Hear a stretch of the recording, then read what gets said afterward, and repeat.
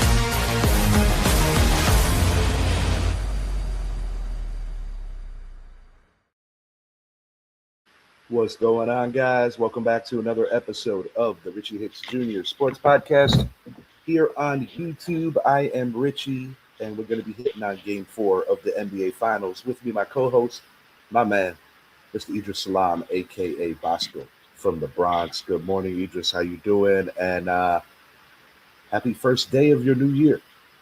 Yes, it's another new year for me to enjoy. I turned 62, y'all. I'm feeling good, bro. Appreciate it. Wemby, Brunson, right in front of every ref, right in front of every eye in New York City, no big deal. You know something about that, bro? The league came out and said we missed a few calls. Shit. No shit. That's 2 straight games. They said, we missed a few calls against San Antonio. Oh, really? Shouts out to Noah for giving me some example props. I didn't know what I was walking into. He had some of these extra toys. I was like, I'm going to go show somebody something. But you're right. Look at this. Brunson don't even have a head anymore. Look at this, bro. Oh, dang. Brunson don't even have a head anymore. Wemby all in his shit. Yeah, the league, and I know people saying, y'all just complaining. No, when the league keeps saying that they missed calls and it's the egregious calls, there's a problem. You know, there's a problem. And they're not sending missed calls on New York. They're saying on San Antonio. Meaning, yeah, come on, y'all. Yeah. Daniel Nunez, gentlemen, how we doing? What's up, Lou? My brother Idris, happy birthday again, man. Appreciate you, Lulu. This is the thing, bro. Yeah. In any era of the NBA, whether it is Kobe Bryant, Michael Jordan, Tim Duncan, basically the best players of the league during the time that they were the best. LeBron James when he was the best. Yeah. All the superstars get their calls. Patrick Ewing with his little drop step back in the day, automatic free throws. Yeah. But this is where I take issue, Idris. Jalen Brunson on most people's list is no worse than number 6 in the entire NBA. He is a superstar. And Karl Anthony Towns, if he's not a superstar, he is right underneath that next tier. But he is up there, especially when we talk big men. Right. And when I consider that none of these guys could get calls in the paint when they are getting smacked around, ravaged, but yet on the other side, it looks like they break out the entire rule book. Yes. I mean, bro, I've seen a foul called on somebody for grazing someone's hair. But getting knocked in the face, and you are the captain of the Knicks, right in front of the whole arena. Not only is that supposed to be a foul, that's supposed to be a flagrant. That's a flagrant. If you're going to give Mitch a flagrant foul for what he allegedly did, Wemby right now, this is going back to the first game, the first series. Wemby right now should be going for the playoffs because he did something in the first round. He didn't get a foul. He didn't get a technical. He didn't get nothing, which should have been a flagrant. to Josh Hart. He basically busts Josh Hart in his face right in front of the camera, in front of the referees, which is a flagrant. And then the thing against Jalen Brunson. And I'm like, that's 3 flagrant fouls. And I gotta say right something. there. It's been burning on me. Draymond Green, sit your ass down. Sit your stupid ass down. Oh, if that was Steph, I don't care if I get. We're not in a position to be losing players because we can't even get a damn call. So what are the Knicks going to accomplish by reacting? They've already ended up like it. Yeah. They've already proven that they're not going to hit San Antonio with anything, even if they're literally trying to start a fight, which De'Aaron Fox tried to do in Game 2. Right. I lost respect for San Antonio. Now they could not like us as fans. That's fine. I don't expect anyone to like us as fans, but can no one say that our team is dirty or our team is, whatever? San Antonio's been dirty, straight up dirty. Let's just keep it 100. And the fans go, "Oh no, y'all just crying." No, no, we're not crying. When I saw the way Game 2 ended, and when I saw the way that Game 3 was officiated, one thing that I have come to the conclusion of. Yes. We know that they want Wemby to be the poster child. That's become painfully evident because I've never seen a second-year player get more calls than him. Right. I said on a short after being literally burning in my own skin about how bad those calls were. And I want to make one thing clear. The Knicks did not play their game. Right. The Knicks could have won that game despite all that bullshit if they didn't have all the turnovers. So I'm not going to say that Spurs weren't a better team that day. I'll give them that. The Spurs played better defense. The Spurs shot the ball better. I will make no excuses on that. But when you are fighting the refs just to get a common foul, and since when did running through somebody looking like you're a fullback in the NFL become an NBA thing? Right. In 2026, we'd see that shit in the 80s, baby. Yeah. This year I actually said I'm going to watch me some basketball. And what I'm seeing in these playoffs, and it's not just as a Knicks fan. Let me get that out the way. This is a fan of basketball. This is why I stopped watching it. Because the NBA, of course I want my Knicks to win, but even San Antonio fans, you got to admit, the officiating has been horrible. And when even the coach called it out. The NBA has said that they missed a lot of calls. The NBA is admitting it. If the NBA is admitting it, there are levels to it. And Nunez, I appreciate you agreeing, but it's more than BS. It's a narrative. There's a lot of money here to extend this series and whatever. Yeah. But what has me upset, I could take a loss, dude. I've been rooting for this team since 1992. I could take a loss, but what I cannot take is somebody taking something away.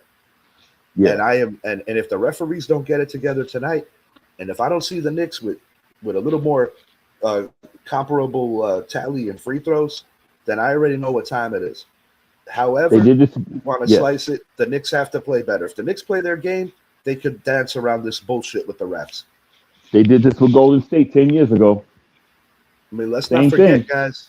Let's not forget, guys. This is the same sport. And Nunez, I know you're a Laker fan, and I'm not taking this out on the Lakers. But Tim Donaghy went to jail. And we know the profound influence that he had on that Kings-Lakers series. The Lakers were great, bro. The Lakers were great. I'm not taking nothing away from Kobe. I'm not taking nothing away from Kobe and Shaq. Right. The Kings had them. That was messed up. Kings had them. I got no bad for the Lakers. They are NBA royalty. Yeah. They are one half of the biggest winning franchises in the league. I got no bad for the Lakers. And I'm a big Kobe fan. I'm a big Kobe fan. How could I not be a fan of Shaq when his hero played for this team?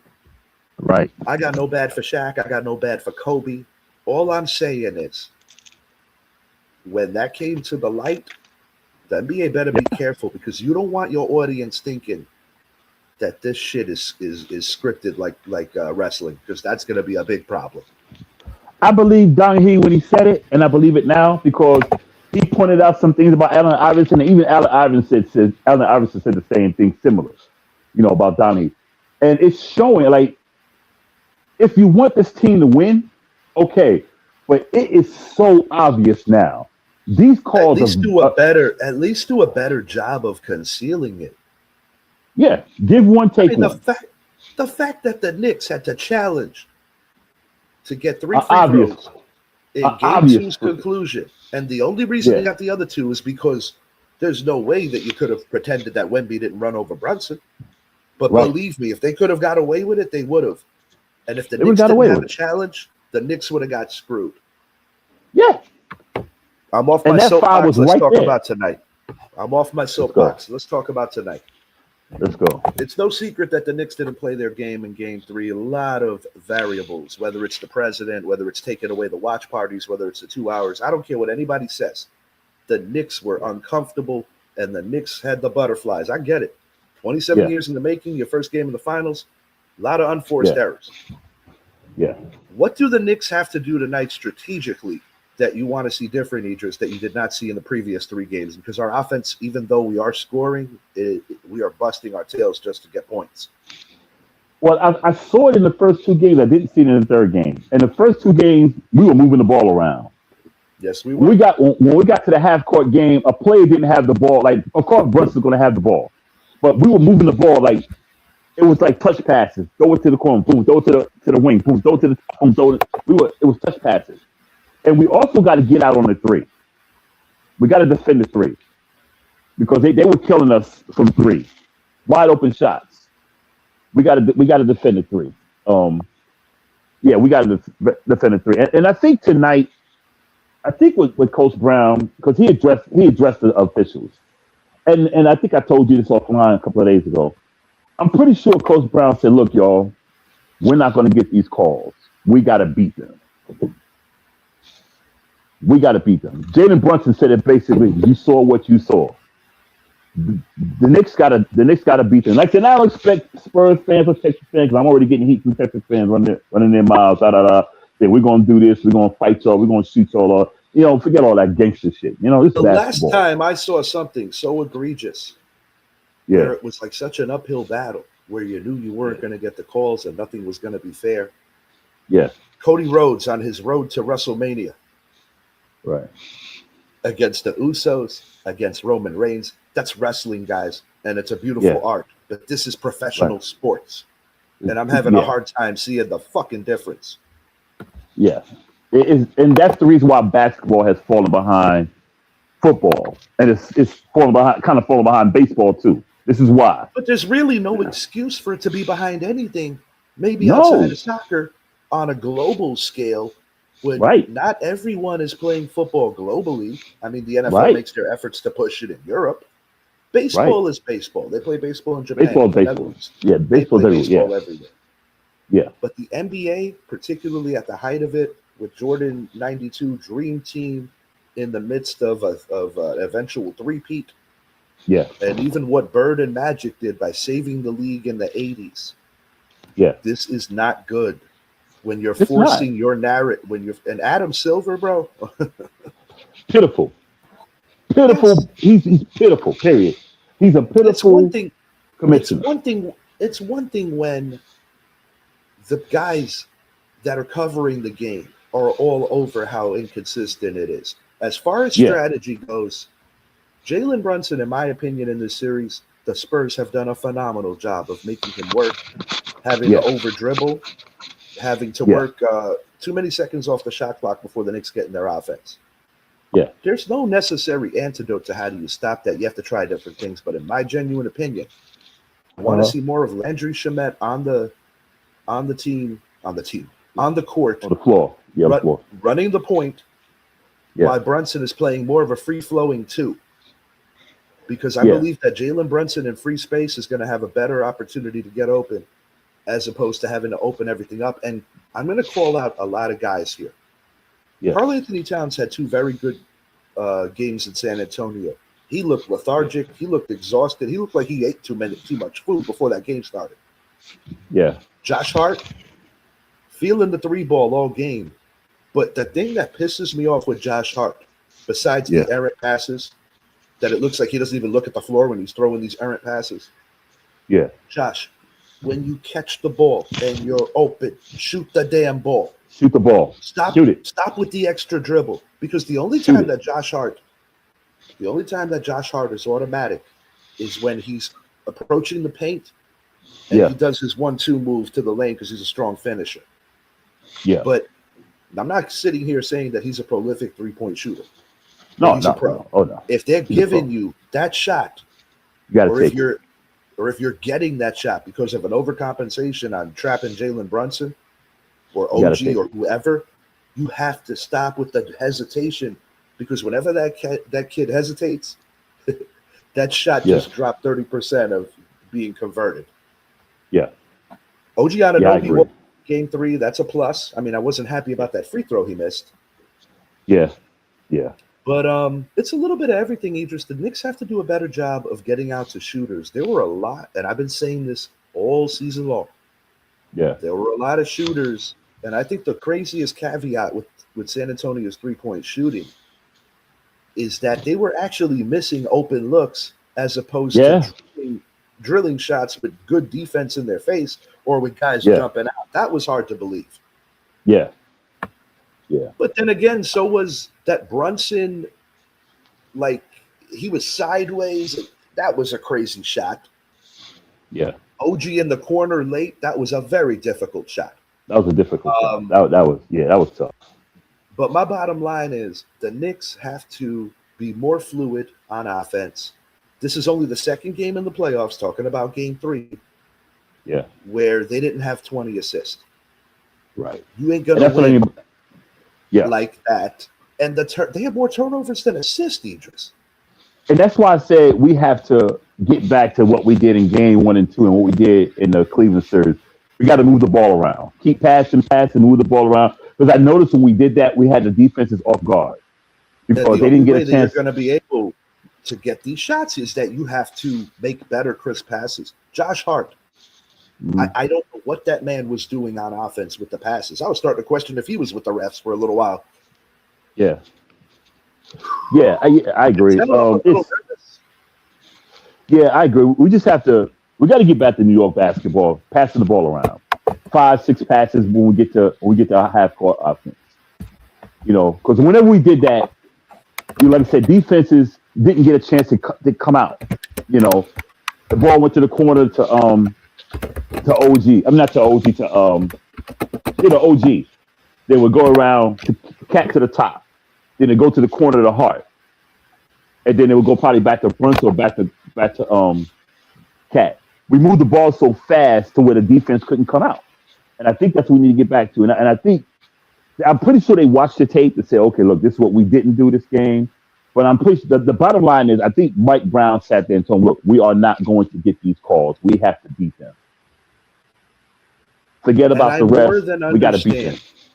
I more than understand that when you're getting those high alley-oops where it's like literally right on the rim or right to the right of the rim or the left of the rim, particularly the right, that's Wemby's better spot. Yeah. You're not going to stop that. Right. The Knicks need to go back to the game tape. And part of it is Wemby, too, because Wemby has made a concerted effort to play more in the paint. But guys like Karl Anthony Towns, and I'll be honest with you, what I didn't like about game 3, is that Mitchell Robinson needs to be on the floor more frequently to make Wemby's life a little harder. He sat too much. The Knicks were going with those small lineups, and while I love the shooting aspect of the small lineup, you're giving up too much on the glass. And unless if you're shooting the ball the way you shot it in Philly or the way you shot it in Atlanta, you're not going to be collecting rebounds, and you cannot lose drastically to a team like San Antonio on the glass because they will make you pay. Stephon Castle played a great game. I got to give him his due. Yeah, he's a good defender, man. And Ron Harper's kid is quite the athlete. Yeah, I keep forgetting that's Ron Harper's son.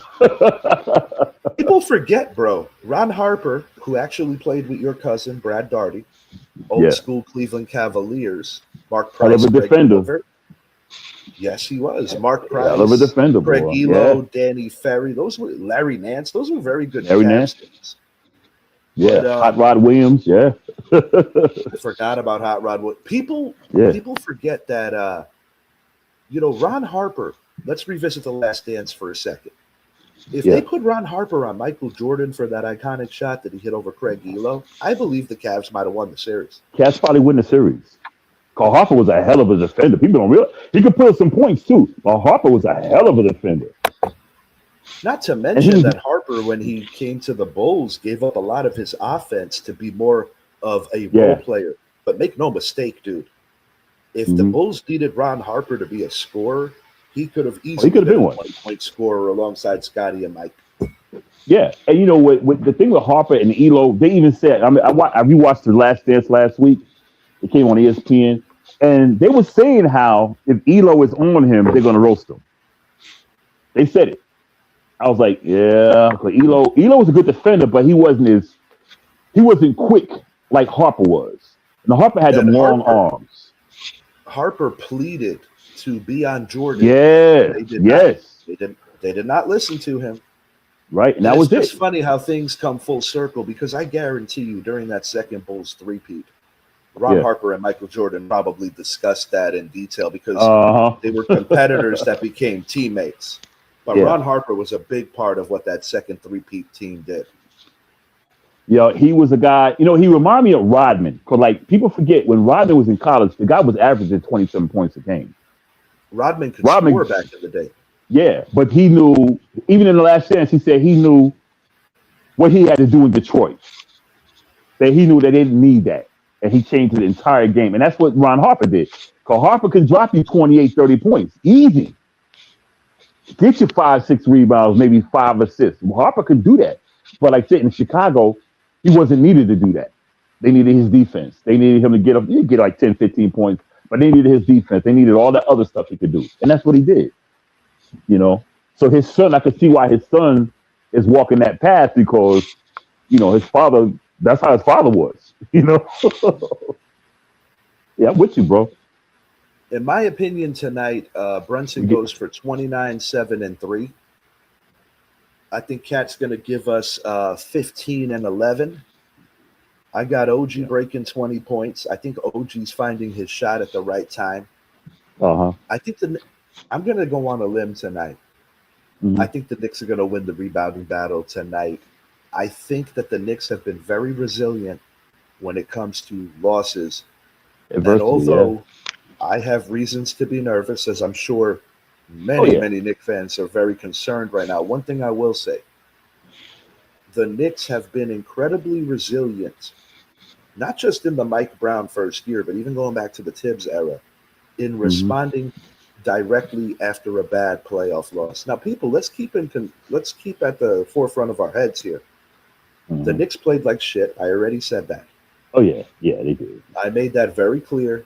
That a lot of unforced errors early on. They scored 42 points in the second quarter and only 47 in the rest of the game. The referees were god awful. Yeah, I made all those points, and the Knicks only lost by 4. Exactly. I have reason to believe that whatever the records say, the Knicks are a better team.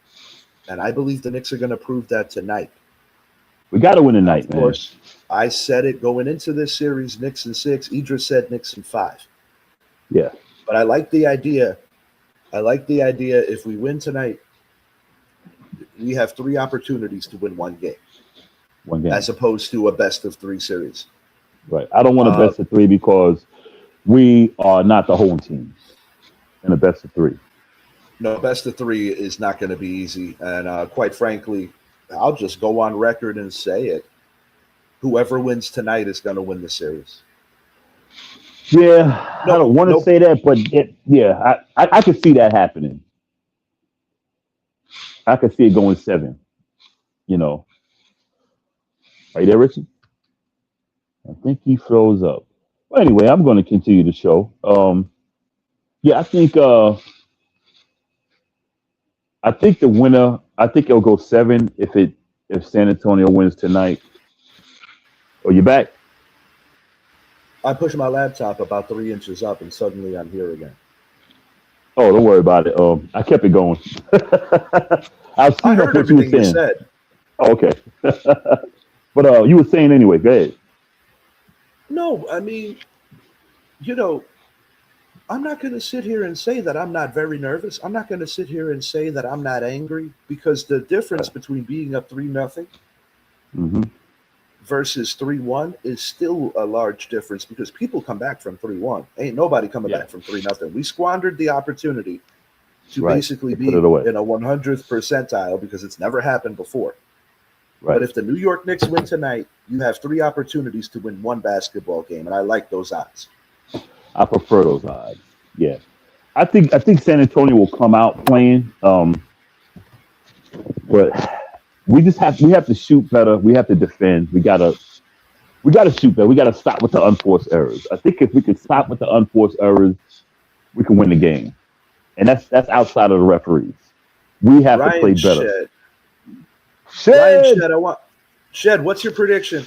Are the Knicks gonna win? Is this gonna be just another chapter to a lot of heartache for a fan base starving for their first title since '73? I got to hear this coming from a Miami Heat fan. Oh, Shed's a Miami Heat fan? Yeah, but I mean, he's not as devout with the Heat as he would be with the 49ers or the Yankees, at least not to my knowledge. Me and Shed got to talk about this. Well, to be fair, if it's a Knicks Heat altercation, usually there's not a lot of talking. Yeah.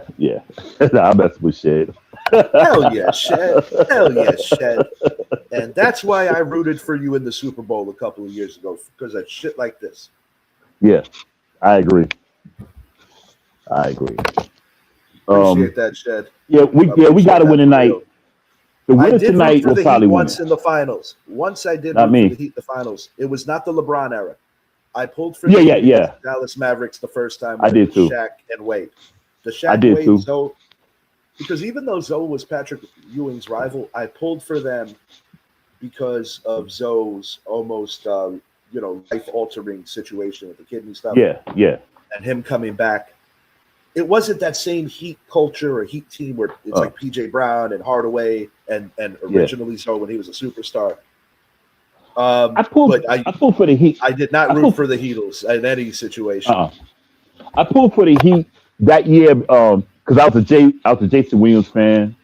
I was a Gary Payton fan, and I wanted them to get a ring, and they got one. Because I was really rooting for them.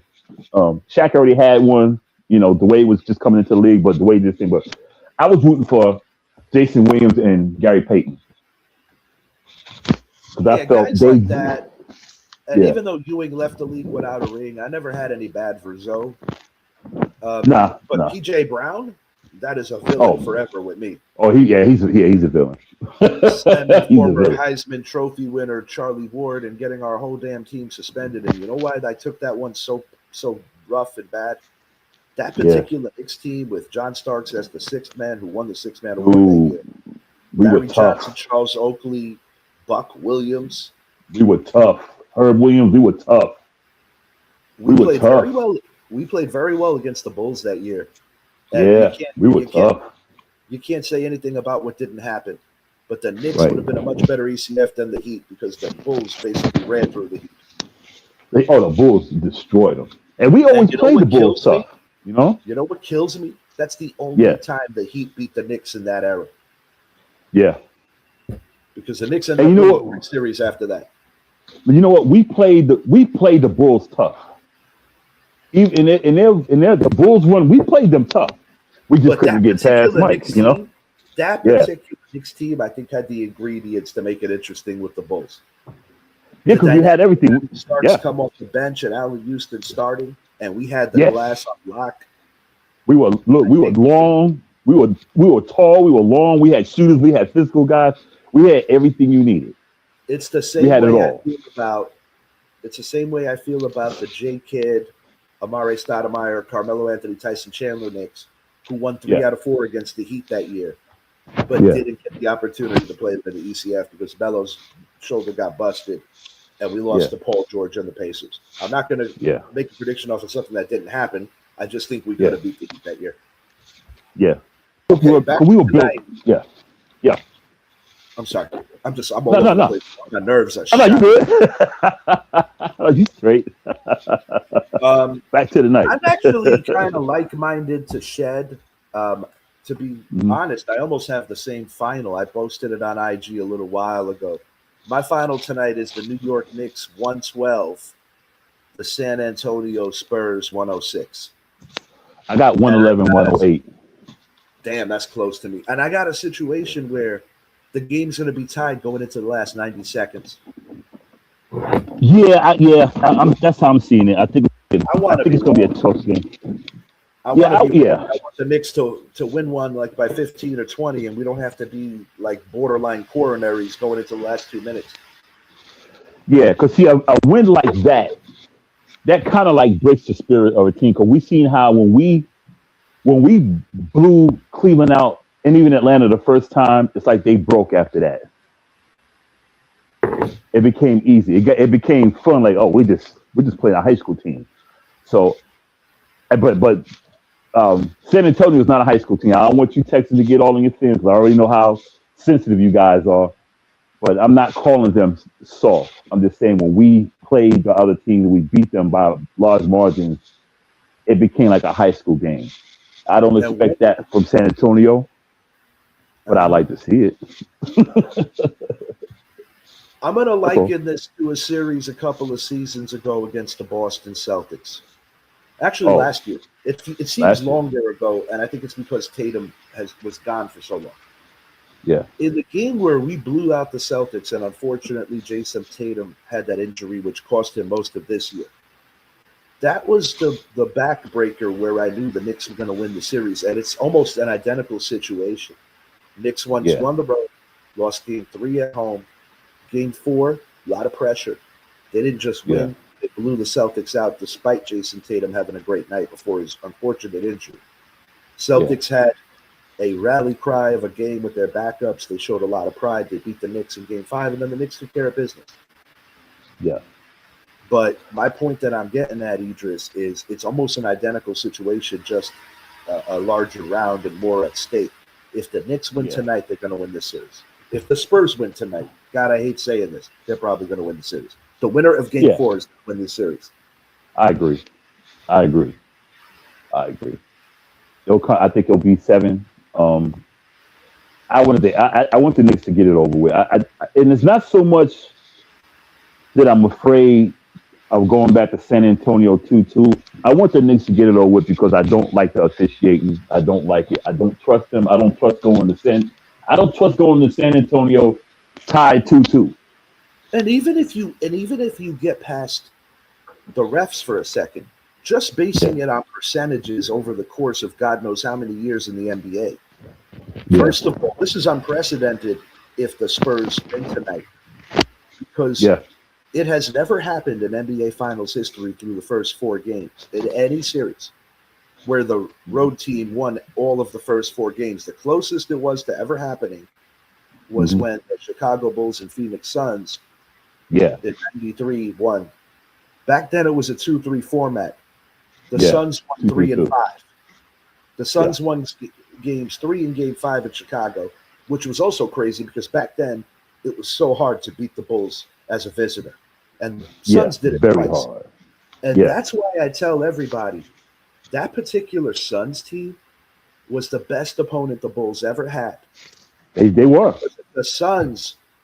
If the Suns win Game 6 in that series, if you take away that beautiful Paxson 3, I think the Suns win the series. But once again, it didn't happen.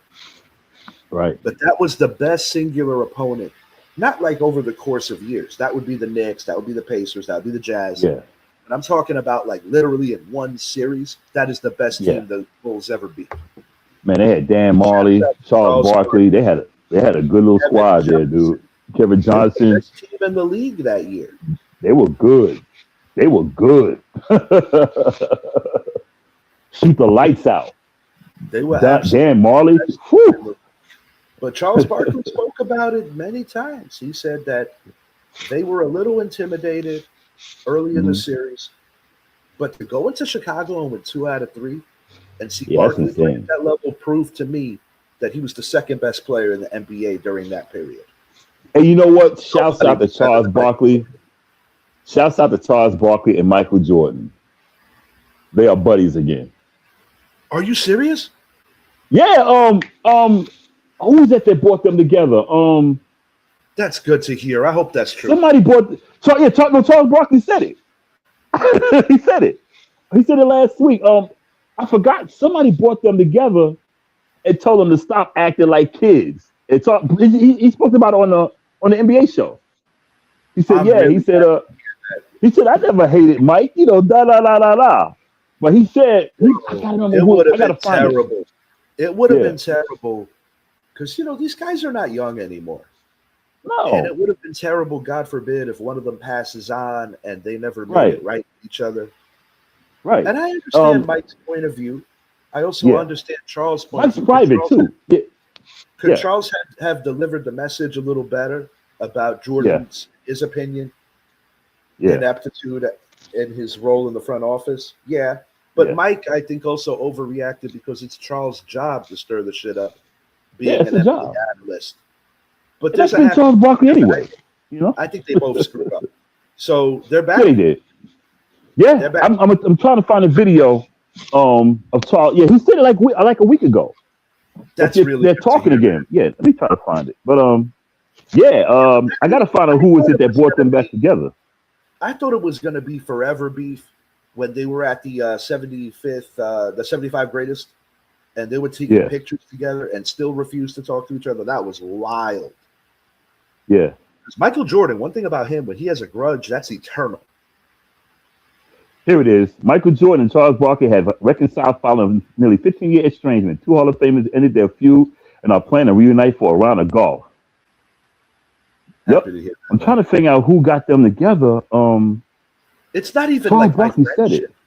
It's not even my Right. friendship. I just hate seeing people get moved apart over something small because, like I said, if somebody passes on and you can't make things right, that is a heavier burden than the beef itself. Yeah. So good job, gents. I'm happy to hear that.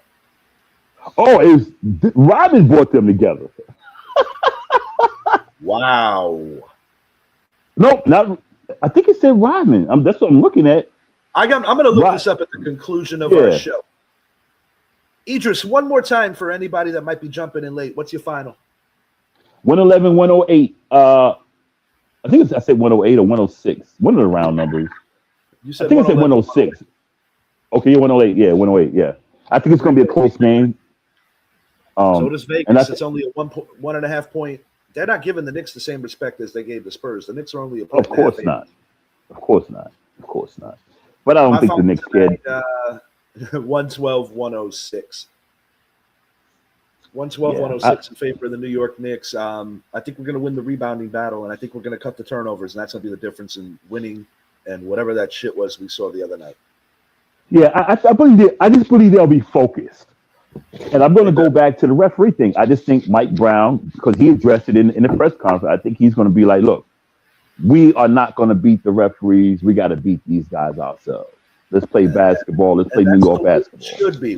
I don't want the Knicks to get calls just because they complained. I want to walk away from this feeling like it was fair. I could take a loss. Yeah. We lose. But I don't want to feel that we got robbed along the way because when you've waited as long as we have, that is just unacceptable on too many levels. Yeah, I just don't trust the NBA. They gave me another reason why I don't. Yeah, they gave me another reason why I don't trust them and why I pretty much stopped watching the games. It took the Knicks to do this for me to start watching other games. Mobbing Adam Silver, but he was getting into his limo after Game 3.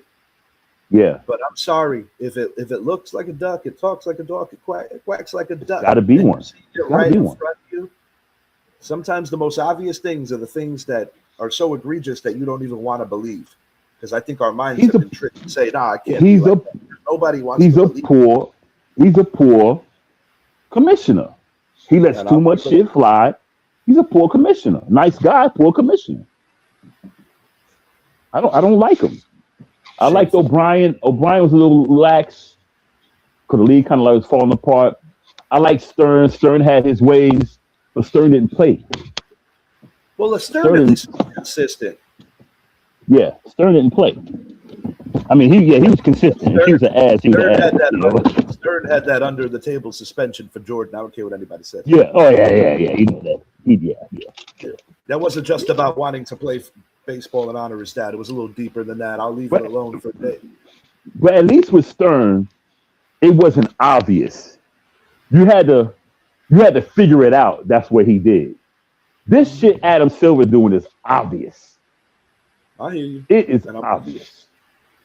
Yeah, and you got to do better because, like I said, you're in a critical situation where the ratings have been higher than they have been in years for this particular series.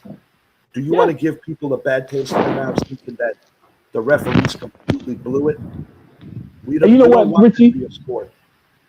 They can say what they want to say about New York and the fans, but it's New York and the fans that's bringing buzz to this playoff, to this championship game. It might be a lot of hate because of the way our fans are acting, but do you think that the finals will be buzzing like this if it wasn't for the New York Knicks fans and the watch parties and stuff? They're not doing that in San Antonio. They're not doing that in Oklahoma City. They're not doing it in Cleveland. New York is bringing that buzz because, you know, when you look at, like, I was thinking about this other day. I know we're up against the clock. When you look at other teams, they're building with superstars. We built our team and we made them superstars. We made Jalen Brunson superstar. Cat was fringing there, but he's there. We like OG, Hart, all these guys. We didn't sign these guys like LeBron and PG-13. We didn't sign them. We don't have this big guy like Wemby we don't have that guy who came out of college, people looking like that. We didn't have that guy. We don't have Ron Harper's son. You know, we didn't have a Pop. We didn't have none of that stuff. We're grassroots. And the NBA need to look at it like, damn, we got a team that's bringing buzz to the freaking playoffs. And we're shitting on them. You know? I don't even want to get into that whole spectacle of Game 3. All I'm going to say is I want no distractions tonight, and I'm happy that he's choosing to do whatever else he's doing tonight because I don't care about any of that right now. I care about basketball. I care about my team. And I want to lock them without all that strangeness. I don't know if they're bringing the watch party back tonight, but I certainly hope they are. I think they are. I think they are. Because when you start messing around with your routines, things have a way of going awry. And that's all I got on that. For Idris, I am Richie. Yep. Enjoy the finals tonight and make it a point to check out Big Bosco Productions on Bandcamp.com. My co-host doing big things over there. Boom, boom. Yes, Knicks, sir. Appreciate it. Knicks, please. Big Nick energy. Let's go. Don't play with me anymore, man. Nah. This one's going to hurt a little different if we don't get it done this time.